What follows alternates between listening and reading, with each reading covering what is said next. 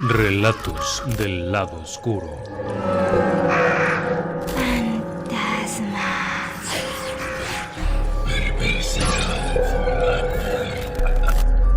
Relatos del lado oscuro.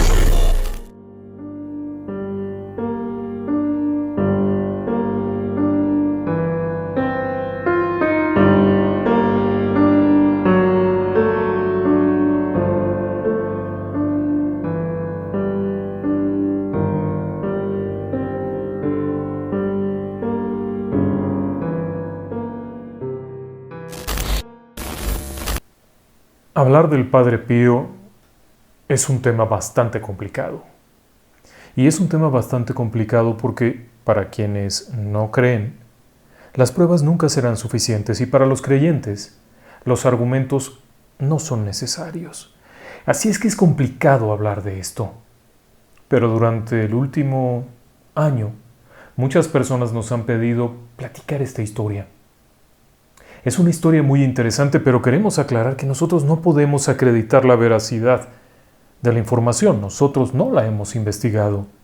Es información que hemos ido recopilando de diferentes fuentes y que hemos cotejado en la medida de lo posible una contra otra para tratar de obtener algo que tuviera consistencia. Es una historia muy intrigante de por sí, porque además involucra todo un proceso eclesiástico de la Iglesia Católica. No es algo sencillo. Déjeme comenzar por un detalle. El 16 de junio del año 2002, el Papa Juan Pablo II logró la canonización del Padre Pío en una ceremonia impresionante con más de 300,000 personas reunidas en la Plaza de San Pedro. El Padre Pío se convertía en San Pío, San Padre Pío. Este modesto fraile capuchino de un poblado apartado, se convertía en un santo católico.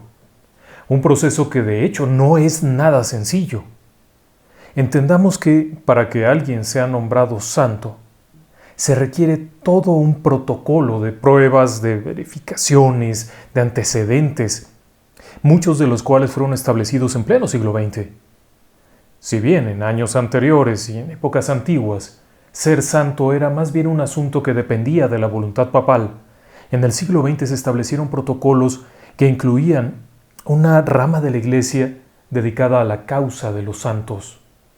Esta se encargaba de la investigación, documentar y hacer válida la información.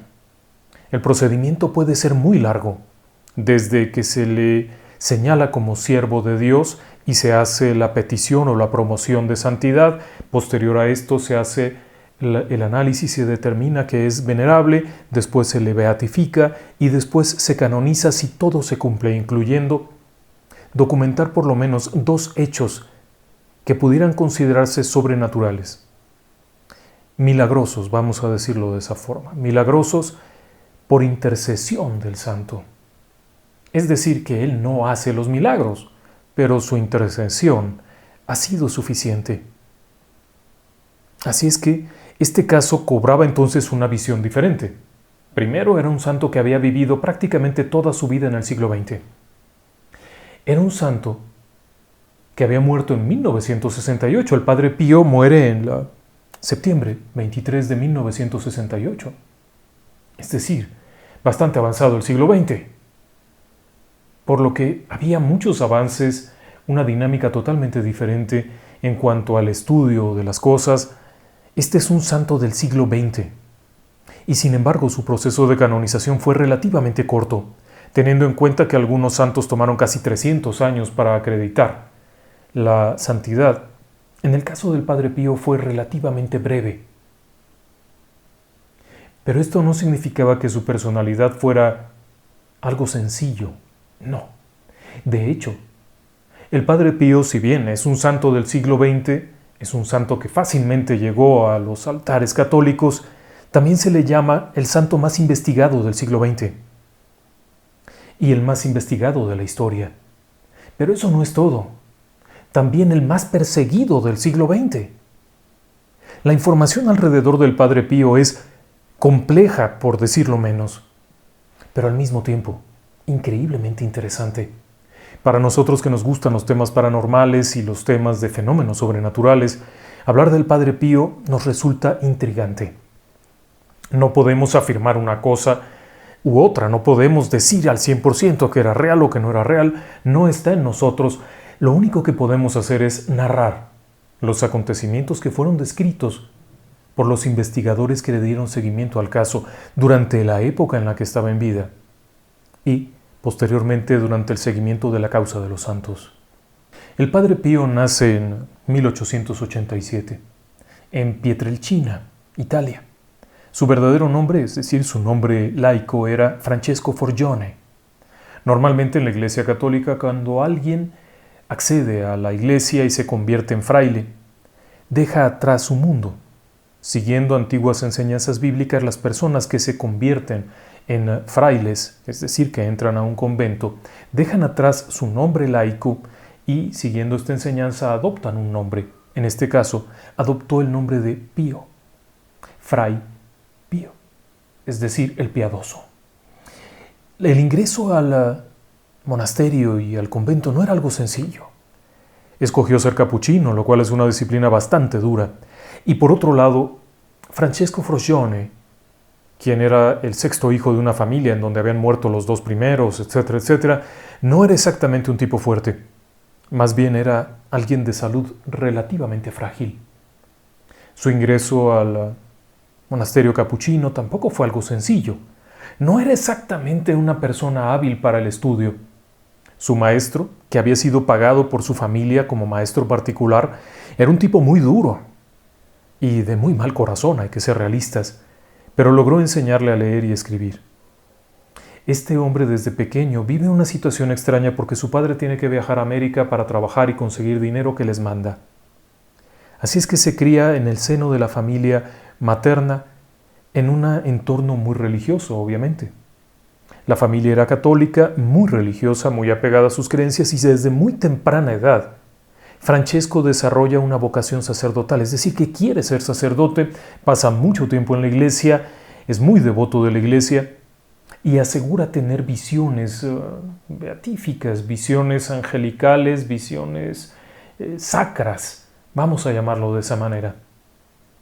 Así que cuando entra al convento, se siente en su entorno natural. Los frailes capuchinos eran muy rígidos, la disciplina, la modestia dentro de la institución, los votos de pobreza, de castidad, de obediencia, había muchas cosas. Con el paso del tiempo llega a ser sacerdote y se convierte en un buen sacerdote, en un hombre muy querido. Una vez que llega al convento de San Giovanni Rotondo, en Italia también, en este apartado lugar de Italia, se encuentra como pez en el agua. Deja atrás las enfermedades, deja atrás todo aquello y se convierte en un sacerdote muy apreciado por sus feligreses, muy querido por el pueblo, muy activo en cuestiones religiosas, pero con una historia tremenda. Francesco Forgione, el Padre Pío, comienza con una serie de fenómenos que se convertirían en una verdadera colección de fenómenos sobrenaturales. El primero de ellos era el discernimiento extraordinario. Después tenía el don de curación, tenía el don de bilocación y también tenía una extraña cualidad, el perfume de santidad. Pero quizá lo que más lo hizo famoso fue la presencia de estigmas pasionarios. Los estigmas pasionarios se refiere a una especie de emulación de las heridas que habría sufrido Cristo durante la crucifixión. Manos, costado y pies. Pero adicionalmente a estas 5 heridas que presentaba el Padre Pío, también tenía otra serie de laceraciones temporales que aparecían y desaparecían. El fenómeno de los estigmas se volvió una situación muy tensa dentro de los capuchinos porque las heridas sangraban fuertemente y tenían características muy inusuales. A la Iglesia Católica nunca le ha gustado el tema de lo sobrenatural. Eso es un hecho. Prefieren hablar de la santidad en cuanto al martirio o la pureza espiritual o la oración, pero la idea de que alguien tuviese señales sobrenaturales nunca les fue muy agradable. De hecho, en la historia de la Iglesia Católica hay unos 80 santos que han presentado estigmas, pero la Iglesia nunca los ha reconocido como algo devocional, como algo a lo que se le deba de referir a algún tipo de culto o algún tipo de reconocimiento especial.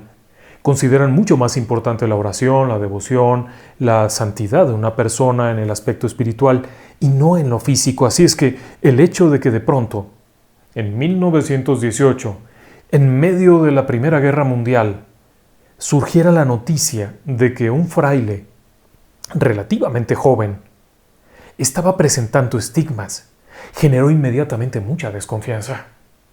Y esa desconfianza se prolongaría a lo largo prácticamente de toda la vida del Padre Pío. 3 años después, el Santo Oficio, el Tribunal del Santo Oficio, tomaría cartas en el asunto. Había habido mucho revuelo con esto. Las personas habían visto los estigmas, los compañeros de convento, los capuchinos de San Giovanni Rotondo, habían visto los estigmas. El propio médico que atendía el convento y a los frailes había atestiguado que aquello era real, que no era algo que se hubiera pintado o que se hubiera marcado en las manos de alguna forma. Es más, acreditó que había sangrado casi una taza de sangre en un día. Era algo que llamaba la atención y evidentemente el Tribunal del Santo Oficio, al ver que aquello estaba atrayendo gente, ordenó una investigación. La investigación debería de ser algo tajante. Si esto era un fraude, debería de desaparecer de inmediato. Y, de entrada, usted y yo conocemos la historia de la Inquisición católica. El Tribunal del Santo Oficio no es otra cosa que la Inquisición moderada. Así que también conocemos la historia de que si algo no les gusta, no importa realmente la verdad, pero sí desacreditarlo. Lo primero que ocurre es que envían una investigación. En 1921, el padre Gemelli, que era uno de los médicos más importantes del Vaticano y de la Curia Romana, quien daría nombre a la Universidad Pontificia, quien tendría también el honor de ser nombrado un hospital tras de él, el padre Gemelli, o el doctor Gemelli, como también se le conoce, Gemelli, llegaría al convento para inspeccionar al Padre Pío. Pero había un problema. Gemelli no esperó a que enviaran la orden. Los capuchinos tenían una orden de reserva. Venida de la propia Curia Romana, les habían ordenado que no se permitiera ver las heridas del Padre Pío. Dado que esto estaba causando muchos problemas, la orden había sido directa y clara. Por ningún motivo pueden dejar que la gente esté viendo esto. Ni periodistas, ni médicos, ni nadie. Cuando Gemelli llega al convento en San Giovanni Rotondo, hay un problema. No tiene una orden y por lo tanto no le enseñan los estigmas. Cuando se presenta con el Padre Pío que está celebrando misa le dice: yo voy a misa, pero si no tiene usted una orden no le puedo mostrar. Tengo órdenes de mis superiores de no mostrar nada. El doctor Gemelli asegura que aquello que está viendo en el Padre Pío es producto de una púrpura psicógena y que el Padre Pío en realidad no es un santo, sino una persona histérica, neurótica, que produce esas señales derivado de su ansiedad religiosa. Posteriormente, añadiría haber escuchado un testimonio de alguien que afirmaba haberle vendido una botella de ácido carbólico. Es importante diferenciar, no es carbónico, es carbólico, fenol. Y que había las dos posibilidades. El reporte de Gemelli de 1921 es demoledor. Asegura que todo esto es un fraude y que el Padre Pío no es ningún santo. Además es una persona inculta, obstinada y grosera. Efectivamente, el padre no era una perita en dulce. El Padre Pío tenía esta extraña habilidad para saber si alguien quería engañarlo o no. Habitualmente en el confesionario, cuando las personas llegaban, él podía salir y gritarle a alguien: tú quítate de la fila, ¿a qué vienes si tú no estás arrepentido? El don de discernimiento le permitía esos extraños arrebatos. O, de pronto, salir del confesionario, pararse y decirle a alguien: hey tú, ven pronto. Yo te confieso, porque sabía que había algo. Cuando alguien llegaba y no le decía completos los pecados, por ejemplo, el padre se molestaba muchísimo y solía correr a la persona y decirle: vuelve cuando estés dispuesto a arrepentirte. En otras ocasiones era increíblemente dulce y tranquilizante, pero no era una perita en dulce, eso me queda claro. Así es que Gemelli se va muy molesto. La Iglesia Católica, el Tribunal del Santo Oficio, comienza a tomar ciertas cartas en el asunto. El Papa decide pedir una segunda opinión y para ello envía al obispo Rossi. Es un personaje dentro de la curia, es un verdadero personajazo. Cuando se entrevista con el Padre Pío, su opinión es totalmente diferente. Rossi sostiene que es un hombre santo y su informe al Vaticano es que se ha topado con un sujeto que tiene habilidades increíbles y que debe de ser tomado muy en cuenta esto. Sin embargo, posterior a esto y durante los 3 años siguientes, otra serie de investigaciones terminan por emitir un edicto demoledor. El padre tiene prohibido celebrar misa pública, hacer confesión pública, mostrar los estigmas, hablar de los estigmas, dar entrevistas y cualquier contacto con la gente. Únicamente se le permite celebrar misa privada en el interior de la capilla de los capuchinos. No puede confesar públicamente, es decir, no puede recibir personas que quieran confesarse con él, no puede tener contacto solo con ninguna otra persona. Por ejemplo, si llega una visita, su correspondencia será revisada minuciosamente y hay acusaciones muy variadas. Algunas de estas acusaciones aseguran que es un pecador, otras acusaciones aseguran que es un bebedor, otras acusaciones aseguran, una cantidad de cosas tremendas. Durante los 10 años siguientes, el Padre Pío permanecería prácticamente en cautiverio. No solamente no podía celebrar misa, sino que ni siquiera podía salir. No podía mostrar los estigmas, no podía hablar de esto, no podía hacer gran cosa. Pero además, el Tribunal del Santo Oficio no estaba con esto completo, no estaba del todo satisfecho. Querían algo más. Y entonces vienen otros ataques. El arzobispo Gagliardi, Monseñor Gagliardi, quiere acabar con esto de una buena vez. Y es que es bastante simple, ¿sabe? Aun cuando está encerrado y no puede salir, la devoción alrededor del Padre Pío ha crecido enormemente. Porque la gente ha comenzado a contar historias asombrosas, como la de la mujer, aquella que platicaba una historia trágica. Su hermana se había lanzado, se había suicidado desde un puente hacia un río. En una región italiana, a kilómetros de ahí, la chica había brincado. Desesperada por alguna situación y en un periodo de depresión, había saltado y había encontrado la muerte. La hermana, desesperada, va a buscar al Padre Pío en confesión. Pero cuando llega, lo encuentra sentado en una piedra afuera de la iglesia, tomando el sol. No está confesando. La mujer se acerca y cuando le va a decir algo, el Padre Pío levanta la vista, se le queda viendo y le dice: del puente al río hay tiempo suficiente para arrepentirse. Ve a casa, estate tranquila. En clara alusión a lo que había ocurrido y a que aquella chica que se había suicidado había tenido tiempo de arrepentirse. Esta historia se repitió inmediatamente y la gente comenzaba a llegar a ver qué. Esto molestaba mucho a Gagliardi, quien decide seguir con las investigaciones, y en el verano de 1923 el Papa Pío XI está analizando, después de aquellos procesos y todo, hacer un ejercicio que se llama Divinis, es decir, correr al Padre Pío, quitarle los votos sacerdotales, quitarle la investidura de sacerdote y que se vuelva un laico, quitarle el nombre y que sea Francesco Forgione y fuera del convento. Adiós, vete a trabajar al campo, a lo que puedas, pero ya no estás aquí. Para ello se reúne con varios asesores. Es una reunión a puerta cerrada en el Vaticano. Hay varios altos jerarcas, cardenales de la Iglesia, quienes están analizando aquello. Es una reunión muy fuerte. En esta reunión lo que se va a determinar es el futuro del Padre Pío. Entre otros cardenales que están allí está, por ejemplo, Augusto Silch. Y hay varias personas. Llega el Papa, se sienta, están platicando de esto, cuando de pronto en medio de aquel salón a puerta cerrada aparece un fraile capuchino con su hábito de capuchino muy austero, caminando como si le dolieran los pies. Y antes de que alguien pueda decir nada, se acerca al Papa, se arrodilla, le besa la mano y le dice: por el bien de la Iglesia, no permitas esto. Acto seguido le pide la bendición, vuelve a besar la mano, se levanta y vuelve a salir. Los que están allí presentes, entre los que está Monseñor Gagliardi y varios más, que son acres enemigos del Padre Pío, salen a ver qué ocurrió y llaman a los guardias que están formados afuera de la Guardia Suiza y les reclaman porque han permitido la entrada del capuchino aquel.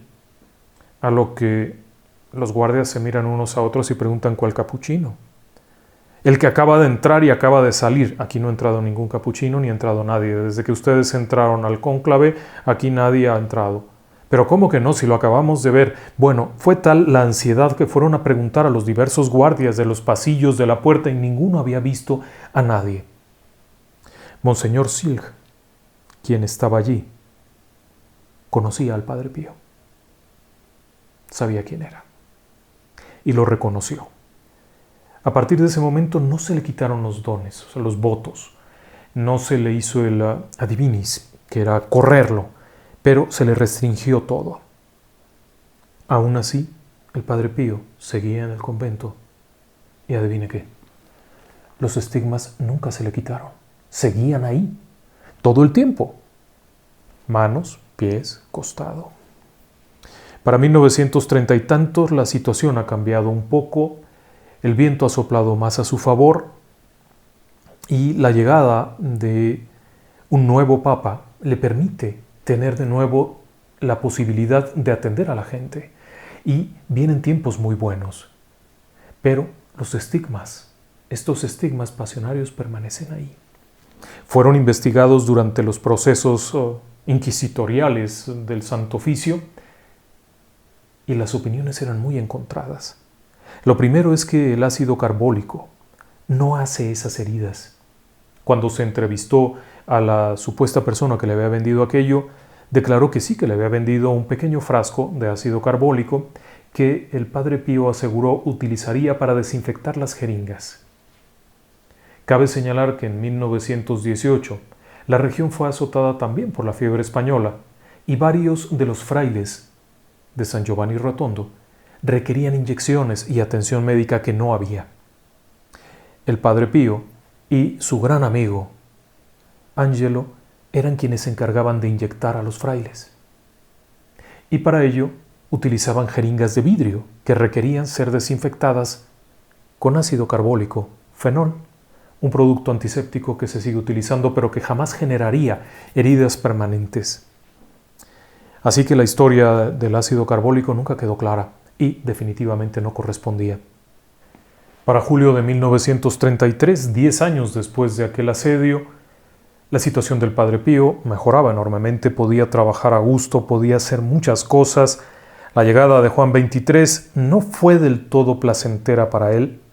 De hecho, su situación no fue muy buena por una serie de cosas. En los años 50, en 1956, el Padre Pío inicia la construcción de un hospital en San Giovanni Rotondo, la Casa del Alivio del Sufrimiento. Una obra que se construiría enteramente con fondos procedentes de donaciones de las personas. Durante años había operado un pequeño hospital al que llamaban el Hospital de San Francisco, en una vieja casa en San Giovanni Rotondo con mucho éxito. El servicio era gratuito, libre, el que quisiera ir iba y ya.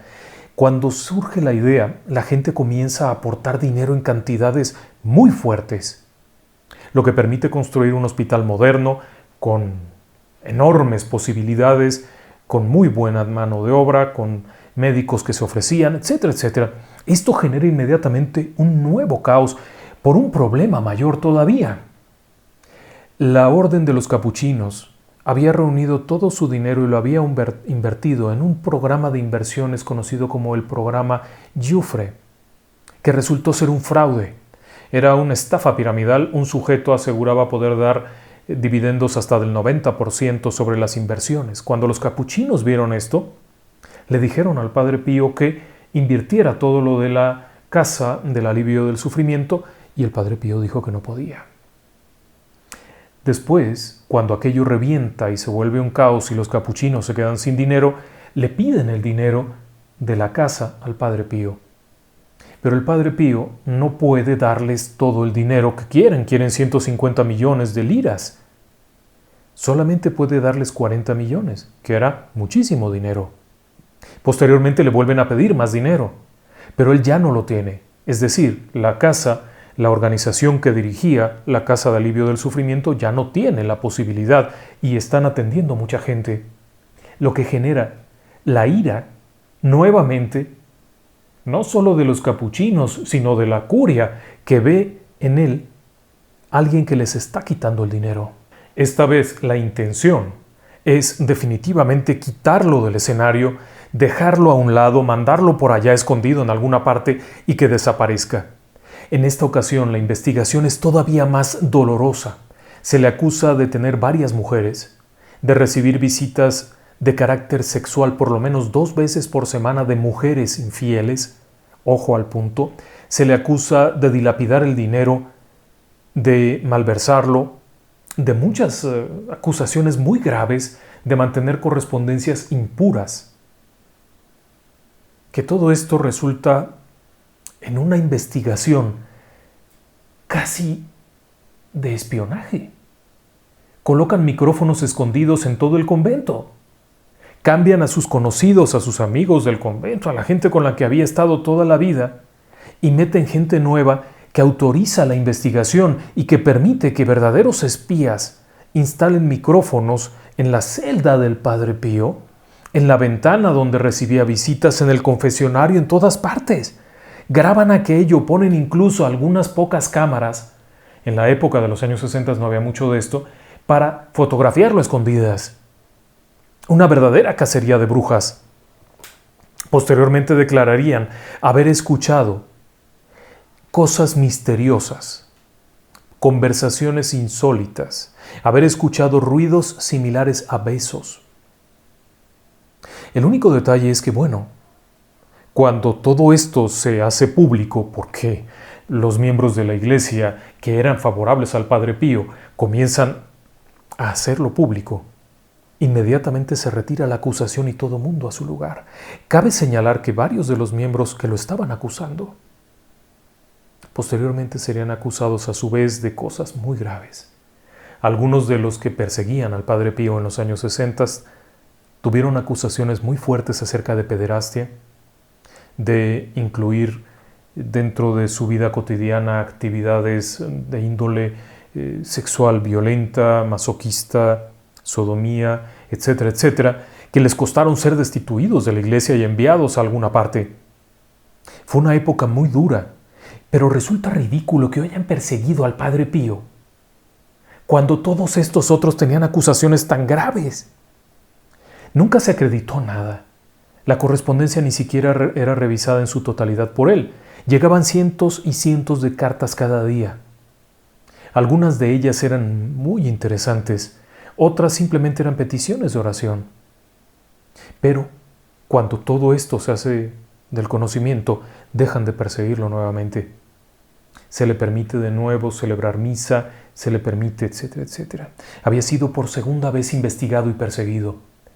La propia orden de los capuchinos lo había perseguido porque no había dado el dinero que ellos querían, que habían perdido en una inversión fraudulenta. Cuando todo esto ya sale a la luz, es cuando cambia el papado y entra el Papa Pablo VI, quien inmediatamente restituye todo al Padre Pío y le reconoce su actuar, pero esta vez le pide algo. Le pide que por favor todo lo que tenga que ver con la Casa de Alivio al Sufrimiento sea entregado a la iglesia para que lo administre directamente la curia y no los capuchinos, porque estos lo que querían era operarlo de forma ahí rara. Es lo que se ha dicho siempre. Es difícil saber qué tanto hay detrás, pero la información está por ahí. Posteriormente el padre sigue adelante y fallece. Tristemente fallece el 23 de septiembre de 1968. De ahí que le dijera yo que este era un santo que ha sido muy perseguido y muy investigado, ¿Por qué le he platicado este largo recorrido de todas las persecuciones a las que fue objeto? Porque de esa manera podemos entender que este no era un personaje que estaba por ahí oculto en alguna parte y que se contaba remotamente algo. El Padre Pío estaba observado prácticamente todo el tiempo. Y fue espiado, escuchado, fotografiado, analizado, visitado por médicos, psiquiatras, psicólogos, enfermeros. Así es que cuando se platican las historias sorprendentes, que es lo que sigue a continuación, hay que tener muy presente que a lo largo de toda su vida, desde 1918 hasta su muerte 50 años después, estuvo bajo observación. Por lo que un fraude resulta un poquito complicado. ¿No lo cree usted? Ahora vamos a la parte sorprendente de esto. El primer incidente sobrenatural ocurre en 1905. El Padre Pío ya está siendo fraile, está estudiando para ser sacerdote, está con sus conocidos en el coro del monasterio, del lugar donde se están preparando, en Piansi, y de pronto se queda como ausente. Los que estaban con él recordaron y después platicaron haberlo visto quedarse como ausente unos instantes. Cuando reacciona, le confiesa a su amigo y confesor, su guía espiritual, que acaba de tener una visión de lo más raro.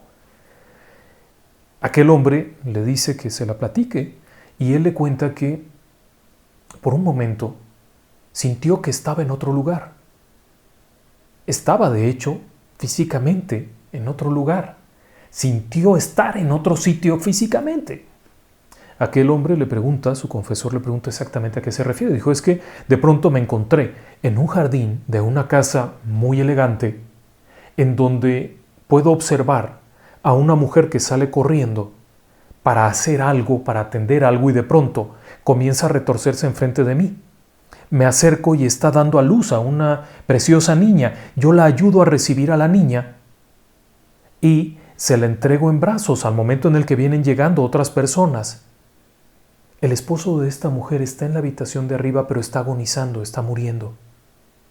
Mientras estoy viendo esto, tengo una visión. Creo que es María, que me dice, esta es una piedra preciosa en bruto. Te encargo a ti para que la pulimentes y la hagas brillar en mi nombre a todo el mundo. Y después despierto y estoy aquí. Aquellas personas se quedan ahí viéndolo, pero había otro pequeño detalle. Dentro del discurso de aquella imagen que había visto mencionaba algo y le decía, la encontrarás después en San Giovanni, pero antes la verás en San Pedro. El confesor toma nota de esto, todo el mundo lo anota en sus diarios, etc. Queda muy registrado el incidente. Años después, una joven está teniendo una crisis de fe tremenda. La joven es Giovanna Risani Boschi, una joven acaudalada de una población cerca de Venecia, Udine. Casualmente, dentro de su crisis de fe, está buscando ayuda. Tiene unos, 16 o 17 años. Acude a la iglesia, a la Catedral de San Pedro en Roma, y cuando llega ahí, su molestia es grande, porque pide hablar con alguno de los sacerdotes, pero no hay ninguno en ese momento, y el encargado, la persona que la recibe, le dice que están por cerrar, que no hay quien le dé la confesión y que bueno, que vuelva otro día. A ella esto le molesta mucho, pero cuando está a punto de darse la vuelta, aparece un monje capuchino que le hace la señal de que pase. El hombre que le ha recibido, el primero, que está ahí, simplemente le permite el paso. Llega la mujer, se sienta ahí en el confesionario, platica mucho rato con aquel capuchino. Cuando ya le da la absolución, ella se levanta y se para afuera del confesionario. Un confesionario básicamente es una especie de armario de madera que tiene una banca adentro y un asientito afuera para quienes se confiesan.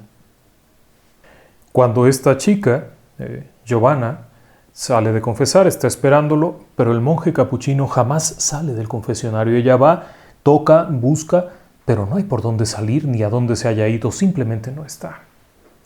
En su andar, al verano siguiente, en 1923, llega a San Giovanni Rotondo. Poco antes de que iniciaran todas estas cancelaciones y prohibiciones, llega a visitar a aquel fraile, del que ha oído cosas inusuales. Cuando se lo encuentra, el asombro es enorme. Es el mismo fraile que se había encontrado en la Basílica de San Pedro el año anterior. Cuando ella le pregunta, él le dice, no creas todo lo que ves, pero me dio gusto verte. Cuando ella regresa a Udine y se encuentra con su madre, con Leonilde, y le platica acerca de todos estos extraños acontecimientos y le muestra una fotografía del fraile, Leonilde casi se desmaya. Ese era el monje que había estado con ella en el jardín, en Udine, cuando nació su hija. Cabe señalar que el Padre Pío no había salido de San Giovanni Rotondo nunca. Lo que había ocurrido era una bilocación. Algo que ocurriría tiempo después, también en el Vaticano, delante del cardenal Silch. La bilocación es un fenómeno en donde una persona puede estar físicamente en dos lugares a la vez. No es una aparición fantasmal, es en dos lugares al mismo tiempo. Habitualmente, la persona que se queda en el lugar de origen suele aparentar tener una especie de lapsus, estar un poco ausente, en tanto que la persona que se ha trasladado al otro sitio suele ser mucho más activa. Pero en ambos casos, los testigos aseguran haber mantenido la corporeidad física en ambos sitios. Sin embargo, tampoco sería la única vez en la que ocurriría esto. Durante varios momentos de la historia del Padre Pío se reportaron episodios de bilocación. Uno de ellos muy interesante es en 1917. El ejército italiano había perdido dramáticamente la batalla de Caporetto y el general Luigi Cardona era señalado como el culpable de la derrota. En realidad, él no había sido el culpable, solamente había sido una pieza en un complejo juego de ajedrez que había llevado a una literal masacre. Sumido en una especie de depresión profunda, se encierra en su habitación, en un castillo antiguo que servía como cuartel, a unos 300 kilómetros de San Giovanni Rotondo. Da órdenes a los guardias que están en el exterior de que no permitan el paso a nadie. En sus pensamientos no encuentra una razón para seguir adelante, el honor le indica un curso a seguir y decide quitarse la vida. Toma su arma de cargo, escribe una nota póstuma y se prepara para quitarse la vida colocándose la pistola en la cabeza.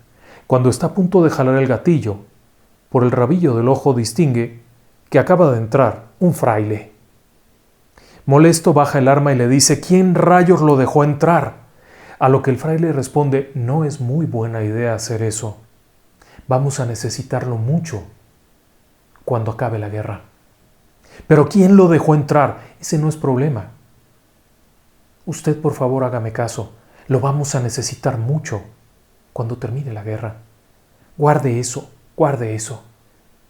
El general, sorprendido, guarda el arma y observa cómo sale el capuchino de forma rápida, casi no se da cuenta cómo salió. Molesto, abre la puerta y recrimina a los dos guardias armados que tiene afuera, los que responden que no tienen idea de qué está hablando. Molesto, pregunta afuera, nadie sabe nada. Termina la guerra y, efectivamente, Luigi Cardona se convierte en una figura importante en la reconstrucción, no solo del ejército, sino en general de la reorganización de Italia tras la guerra. Hasta su muerte en el 25 sería un personaje muy apreciado. Sin embargo, 2 años después, es decir, por ahí de 1919, la mujer de Luigi Cardona es una persona muy religiosa y ha oído hablar del estigmatizado del santo de San Giovanni Rotondo, por lo que el general decide acompañar a la esposa hasta aquel lejano pueblo.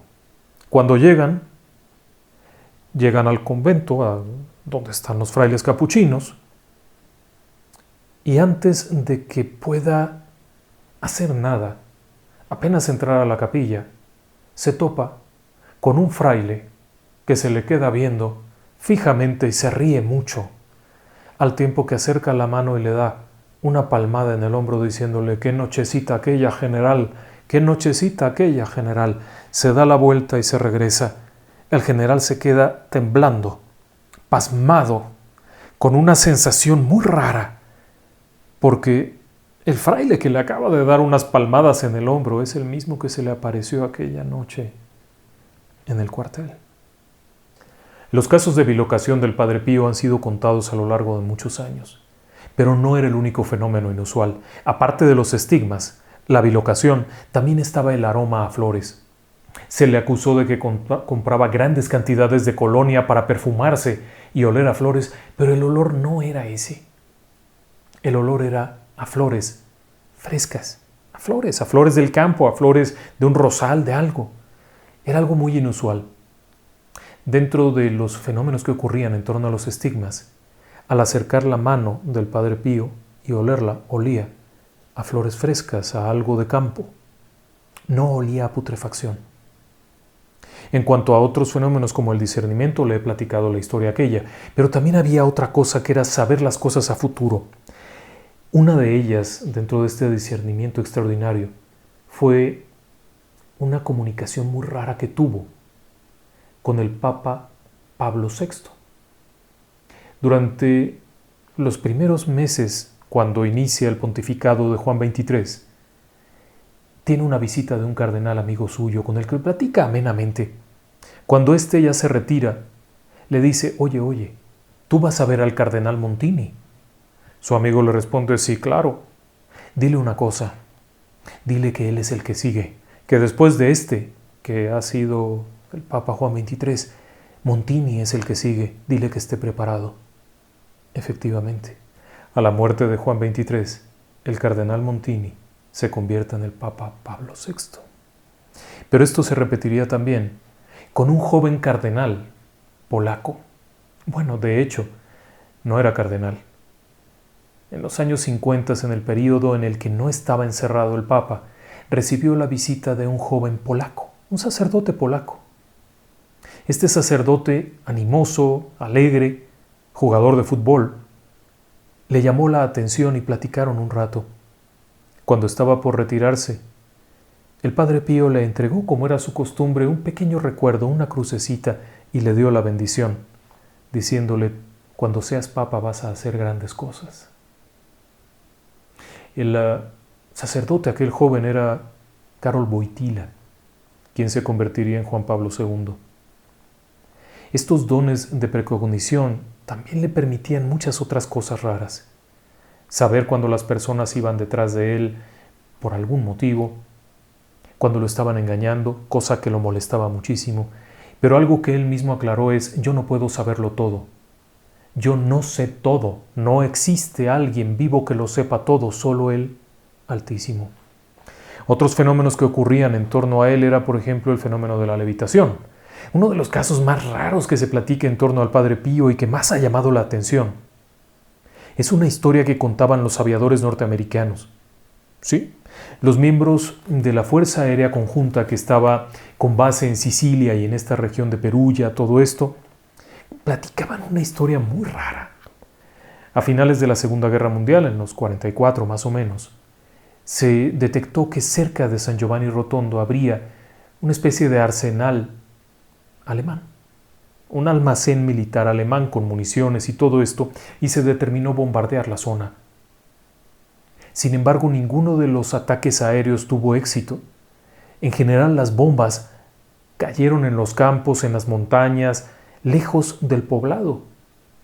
Esto llamó la atención, evidentemente, y los jefes de aquel grupo conjunto de aviación, que incluía aviadores ingleses, canadienses y norteamericanos, y algunos aviadores italianos que ya se habían incorporado a la aviación de guerra italiana después de la caída del Duce, reportaban haberse topado con un fraile en pleno vuelo. Aquello podría haber parecido efectos narcóticos por alguna droga, falta de oxígeno, lo que fuera.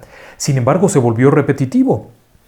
Varios de los pilotos aviadores aseguraban que cuando se aproximaban a San Giovanni Rotondo, de pronto en el aire, en pleno vuelo, se topaban con un fraile vestido de café que les hacía señales de que se fueran con la mano eufóricamente. Como loco. Y después de esto no servían los aparatos. Algunos de los testimonios incluían, por ejemplo, al coronel Bob Curry, quien escuchó testimonios de sus aviadores y posteriormente él mismo fue testigo. Hacia 1945, al final de la guerra, visitaron San Giovanni Rotondo. Varios miembros de aquel grupo de bombardeo de la Fuerza Aérea Norteamericana eran católicos. Algunos decidieron ir a visitarlo, entre ellos el coronel Lloyd Bob Curry. Cuando llegaron al lugar, lo que vieron les llamó la atención enormemente porque aquel sujeto era el fraile que habían estado viendo arriba, en el aire, volando. Es una historia muy interesante, muy loca, por muchas razones. Pero volviendo al tema de los estigmas. Los estigmas del Padre Pío siguen siendo un enigma por muchas razones. Primero, porque duraron 50 años abiertos. Si bien no totalmente abiertos en el sentido de un agujero que traspasaba de lado a lado, sí estaba la herida abierta.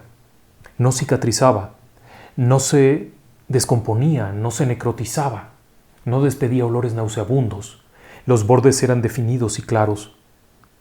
Durante una de las pruebas en 1923, se colocaron vendas de una forma muy especial alrededor de la herida.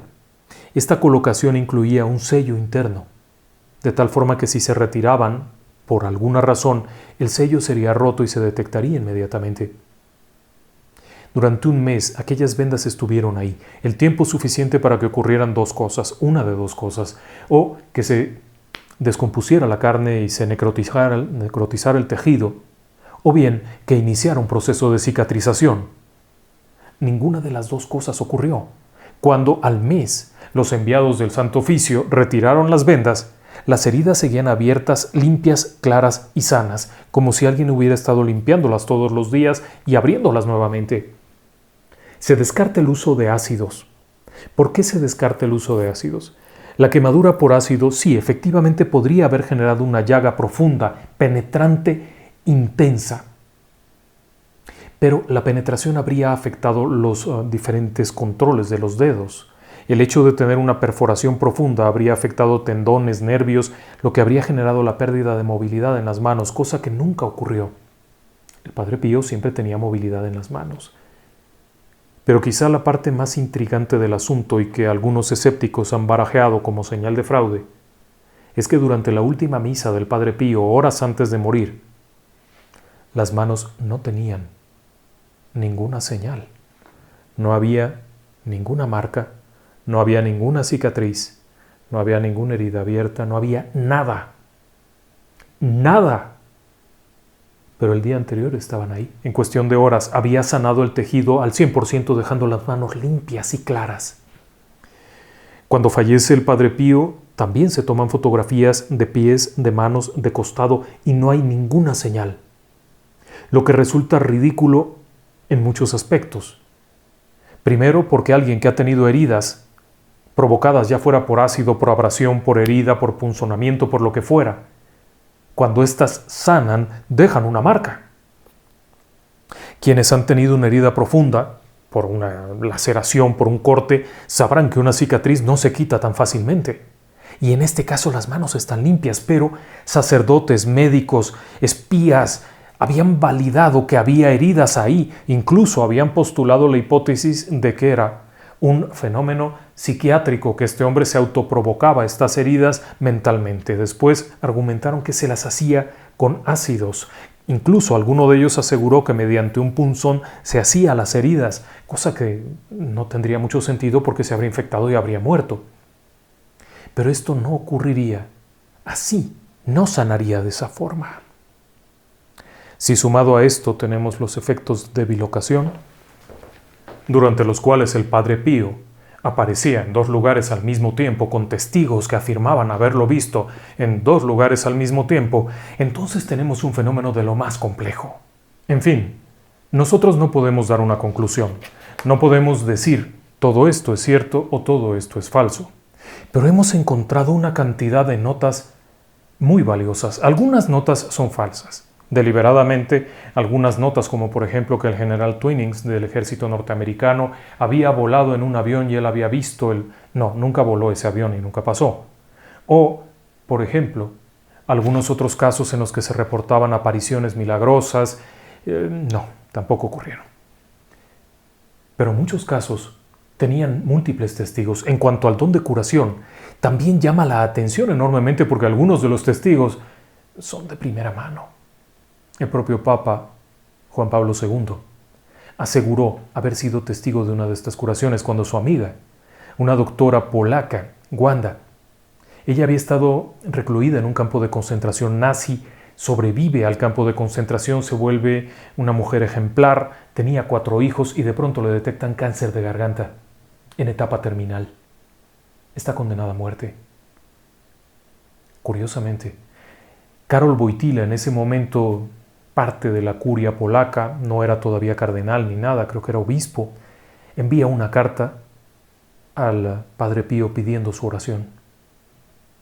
3 días después, está curada. Es uno de los testimonios que aparecen ahí. Otro de los testimonios es el de una chica norteamericana, de una niña norteamericana. Esta niñita nació con un defecto congénito en las vías urinarias. Tuvieron que extirparle la vejiga, lo que era una condena a muerte. Aún así, la madre logra montarla en un avión y llevarla a San Giovanni Rotondo en 1964. Estando allí, se le intenta acercar al Padre Pío, pero el Padre Pío no puede tocarla y únicamente pasa saludando. Al día siguiente vuelve a intentarlo y vuelve a pasar lo mismo. Había muchísima gente. Al tercer día logra acercarse un poco más, a lo que el Padre Pío toca la cabeza y sonríe. Le dice, va a estar muy bien. Nadie le había dicho quién era la niña, nadie le había dicho que estuviera enferma, nadie le había dicho nada. La madre ni siquiera hablaba italiano. Cuando regresan a los Estados Unidos, la condición de la niña había cambiado totalmente. En un extraño caso de regeneración de tejidos, había comenzado a desarrollar una vejiga incipiente que terminaría por desarrollarse y ser funcional. ¿Extraño? Sí, por supuesto. ¿Podemos afirmarlo? No. Pero no deja de ser una excelente historia. Y una historia que ha tenido años de investigación atrás. Vale la pena darle una segunda pensada a esto, ¿no cree? Muchas gracias. Buenas noches y que descansen en paz.